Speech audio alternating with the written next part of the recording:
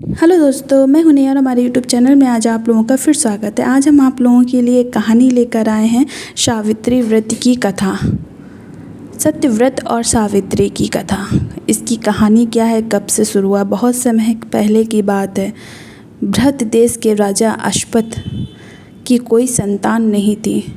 राजा बहुत परेशान रहने लगे। प्रजा भी पूछते रहते कि आप क्यों परेशान हो रहे हैं। उन्होंने अपनी धर्मपत्नी से बातचीत की कि हम लोगों को संतान प्राप्त कैसा होगा।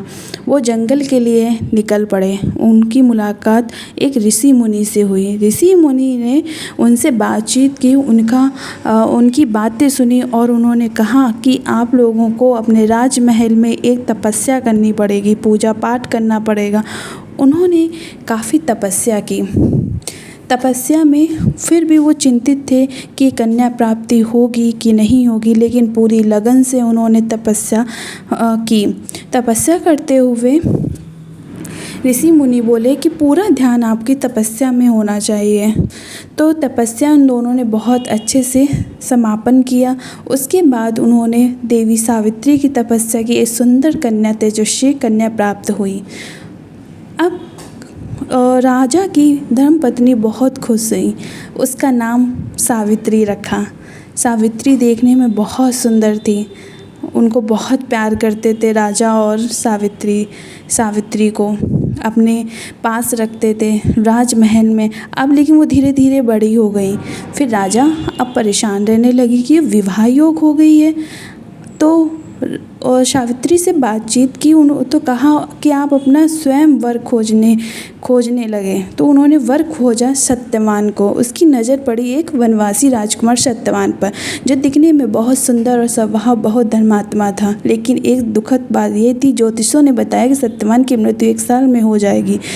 राजा अश्वत्थ इस विवाह के लिए तैयार नहीं थे, लेकिन सावित्री ने निश्चय किया, मैं सत्यवान से ही विवाह करूंगी, चाहे कुछ भी हो जाए।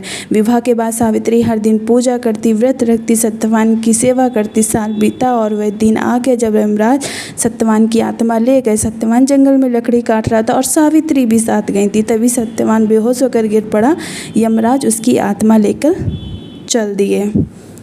सावित्री काफ़ी परेशान थी। उनको कुछ नहीं समझ में आ रहा था, लेकिन यमराज जैसे ही बढ़े वैसे ही सावित्री भी उनके पीछे चल दी।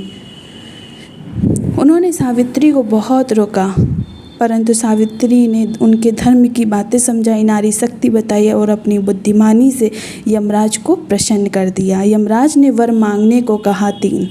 पहले वर में सावित्री ने अपने ससुर का खोया हुआ राज मांगा। दूसरे वर में अपने सास ससुर की आंखों की रोशनी मांगी।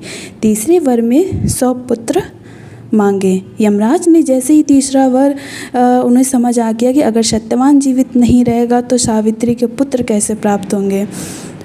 यमराज मुस्कुराए और बोले, तुम्हारी भक्ति भुक्ति प्रतिव्रता धर्म को नमन करता हूँ। सत्यवान को जीवन दान दे दिया। सावित्री सत्यवान को घर लौटी और जय जयकार होने लगी। जुड़े रहिए हमारे चैनल से, ऐसे ही और भी न्यूज़ लेकर आते रहेंगे। मिलते हैं नए वीडियो में। Thank you. चैनल को सब्सक्राइब करें, शेयर करें और कमेंट करें। जहाँ भी कोई दिक्कत आई है आप मुझे कमेंट करके बता सकते हैं।